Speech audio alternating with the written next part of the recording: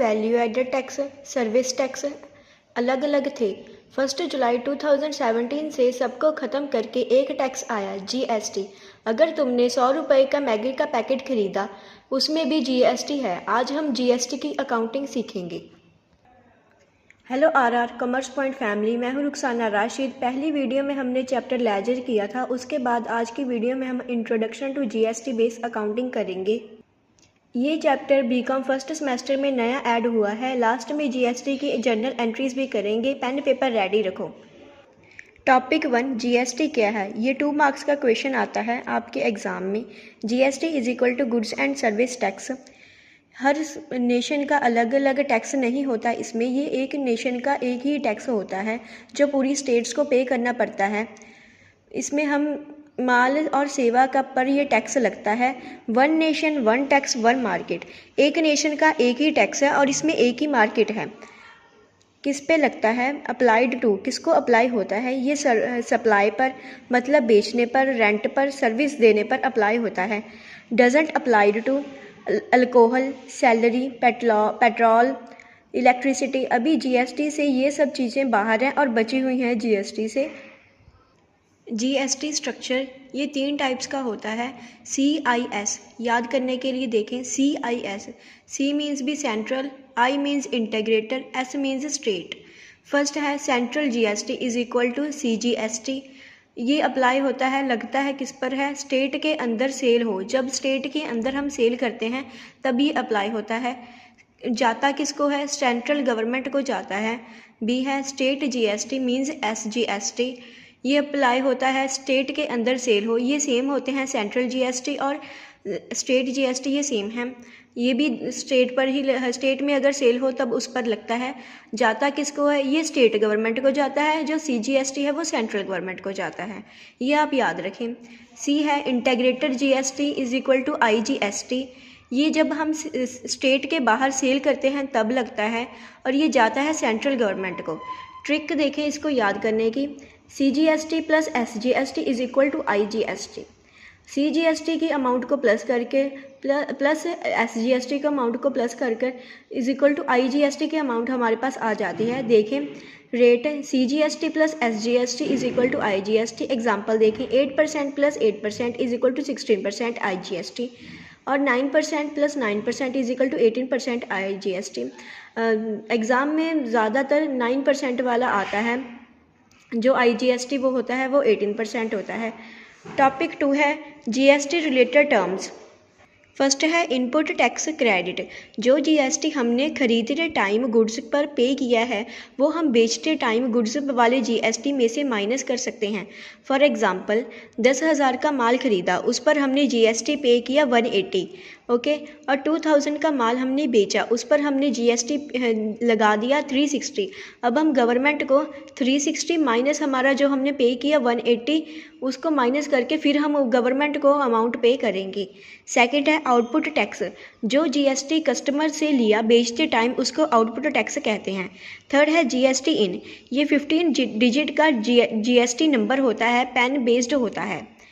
Fourth है HSN code. ये माल का कोड होता है। SAC कोड सर्विस का code. I repeat it again. ये जो HSN कोड है ये माल का कोड है और ये जो SAC कोड है ये सर्विस का कोड है, आप लिख लें। फिफ्थ है कंपोजिशन स्कीम। छोटे दुकानदार की जब टर्नओवर होती है 1.5 करोड़ तब उसको कम टैक्स पे करना पड़ता है और उसका कम झंझट होता है, यही है composition scheme. I repeat it again. जब छोटे दुकानदार की टर्नओवर 1.5 करोड़ तक होती है तब उसको कम GST पे करना पड़ता है और उसको कम झंझट होता है। नेक्स्ट टॉपिक है टॉपिक 3 अकाउंटिंग एंट्रीज। 3 नए अकाउंट्स आते हैं, इनपुट CGST, इनपुट SGST और इनपुट IGST। ये हैं एसेट्स अकाउंट। और लिबिलिटीज़ अकाउंट देखें, आउटपुट CGST, आउटपुट SGST और आउटपुट IGST। ये लिबिलिटीज़ वाले अकाउंट हैं। इनपुट तब लगेगा जब हम परचेज़ करते हैं किसी चीज़ की और आउटपुट तब लगेगा सेल्स के साथ। एंट्रीज़ देखें, फर्स्ट एंट्री देखें, purchase goods for 10,000 plus 18% GST intrastate. यहाँ पर एक है इंट्रास्टेट है, यहाँ पर इंट्रास्टेट उसे कहते हैं जो इंट्रा स्टेट उसे कहते हैं जो जीएसटी स्टेट के अंदर लगता है। इंट्रा स्टेट जो जीएसटी स्टेट के अंदर लगता है, मतलब सीजीएसटी प्लस एसजीएसटी। ओके, अब हम इस 18% को सीजीएसटी और एसजीएसटी दोनों में बांट देंगे तो ये आता है 9% प्लस 9%। अब हम यहाँ पर एंट्री करेंगे। एंट्री देखें,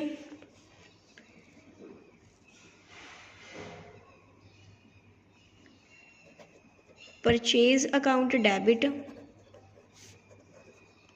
इनपुट सीजीएसटी अकाउंट डेबिट,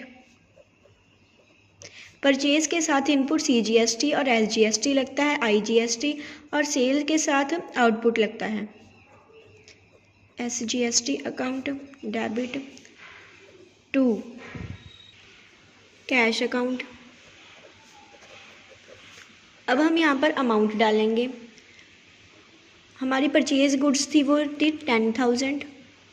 अब हम यहाँ पर सीजीएसटी और एसजीएसटी की अमाउंट लगाएंगे। 10,000 पर हम लगाएंगे 9%, ये है 900। सीजीएसटी की अमाउंट है हमारी 900 और एसजीएसटी की अमाउंट भी सेम ही आती है। जब हम 10,000 इज इक्वल टू 9% लगाएंगे 900। अब जब इन दोनों का परचेज वाली अमाउंट में जो हमें क्वेश्चन वाली में दी होगी अमाउंट वो लिखेंगे, और इनपुट सीजीएसटी और एसजीएसटी हम दोनों निकाल कर लिखेंगे। उसके बाद हम कैश में इन तीनों का टोटल लिखेंगे 10,000 प्लस 900 प्लस 900, ये आता है 11,800। ओके, अब हम यहाँ पर नरेशन लिखेंगे। Being goods purchased on GST. यहाँ पर हमारी फर्स्ट एंट्री हो चुकी है। आप यहाँ पर स्क्रीनशॉट भी ले सकते हैं। और चलिए अब हम बढ़ते हैं सेकंड एंट्री की तरफ। सेकंड एंट्री देखें, sold goods for 20,000 plus 18% GST intra state. यहाँ पर भी जो जीएसटी आया है वो इंट्रा स्टेट है, मतलब intra state is equal to CGST plus SGST. Okay, यहाँ पर सेल हुई है, यहाँ पर कौन सा जीएसटी लगेगा, यहाँ पर आउटपुट जीएसटी लगेगा। देखें, cash account debit to sales account to output CGST account to output SGST account. यहाँ पर हम पहले सेल्स वाली अमाउंट लिखेंगे, सेल्स वाले कॉलम में 20,000। अब हम यहाँ पर 20,000 पर लगाएंगे सीजीएसटी एसजीएसटी। यहाँ पर सीजीएसटी और एसजीएसटी की अमाउंट है 9%। 20,000 पर हम पहले लगाएंगे 9%, 1800।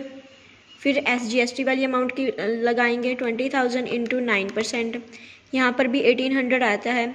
एक यहाँ पर ट्रिक है, आपने कॉमन चीज़ है ये, अगर आपको सीजीएसटी और एसजीएसटी दोनों इकट्ठे दिए हुए हैं तो इन दोनों की अमाउंट है जो वो सेम ही आएगी। अब हम यहाँ पर इन तीनों कॉलम का टोटल कर लेंगे, 20,000 plus 1800 plus 1800, 20,000 plus 1800 plus 1800,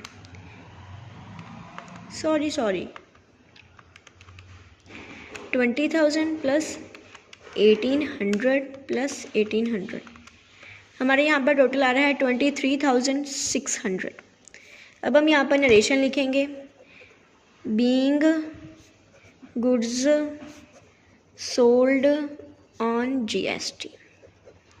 third entry देखें, यहाँ पर आप सेकंड एंट्री का स्क्रीनशॉट ले लें और थर्ड एंट्री देखें, goods purchased for 10,000 plus 18% GST inter state.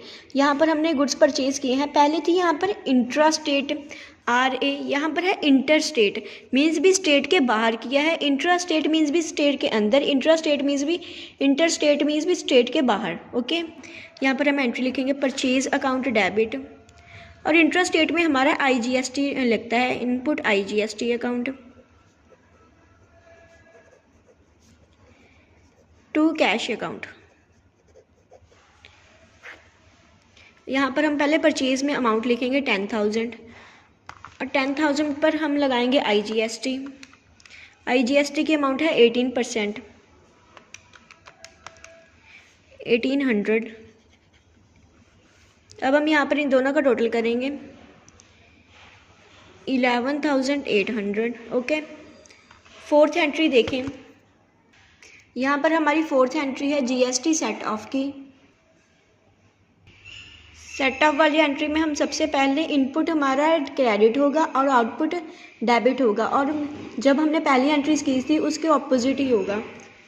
पहले लिखें यहाँ पर input CGST account debit, output SGST account debit.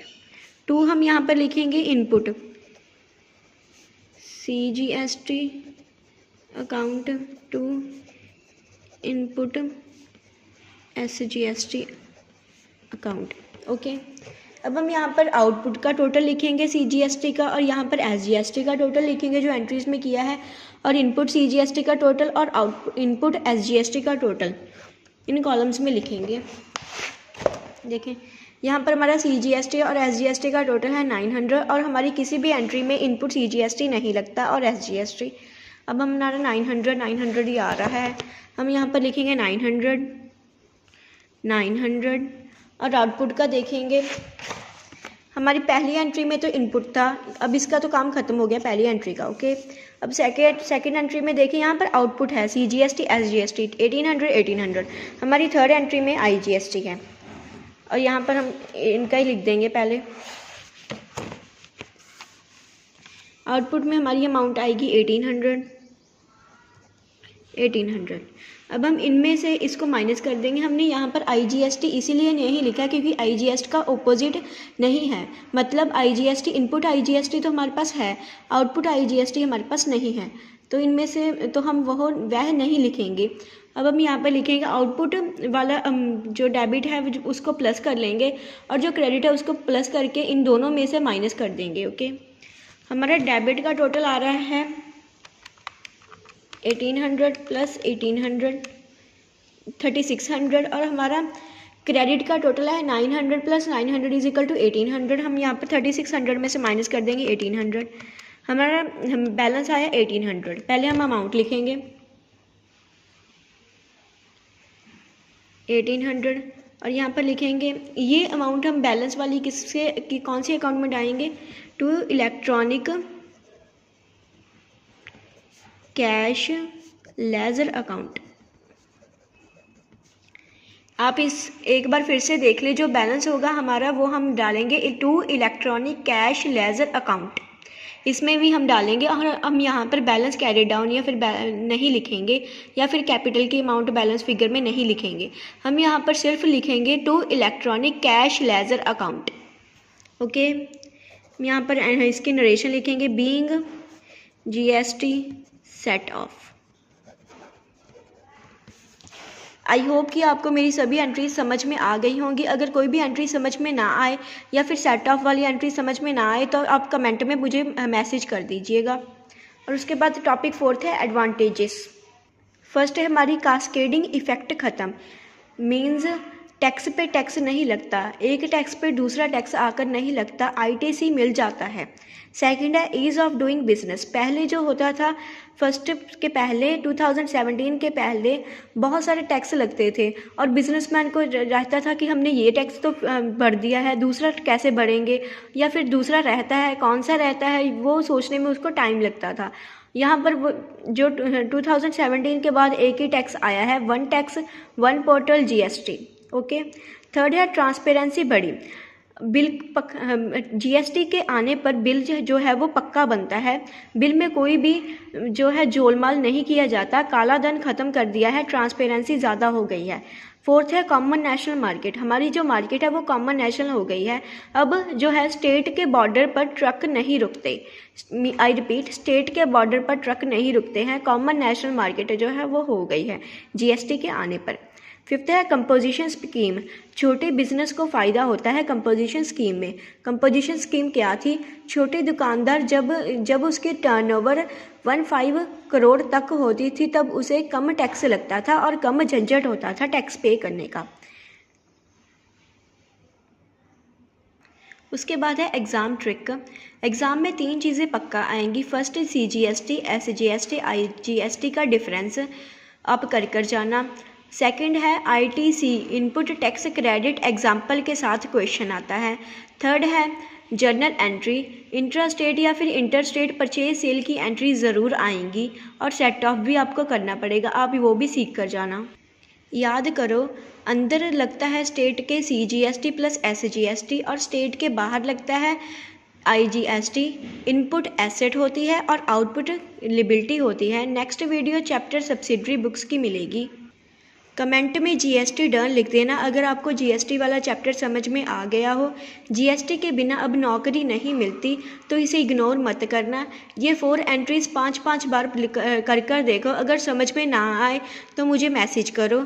Like plus share plus subscribe करो चैनल को एंड बेल आइकन को क्लिक करो ताकि आपको मेरी वीडियोस आसानी से मिल सकें। And subscribe to RR commerce point.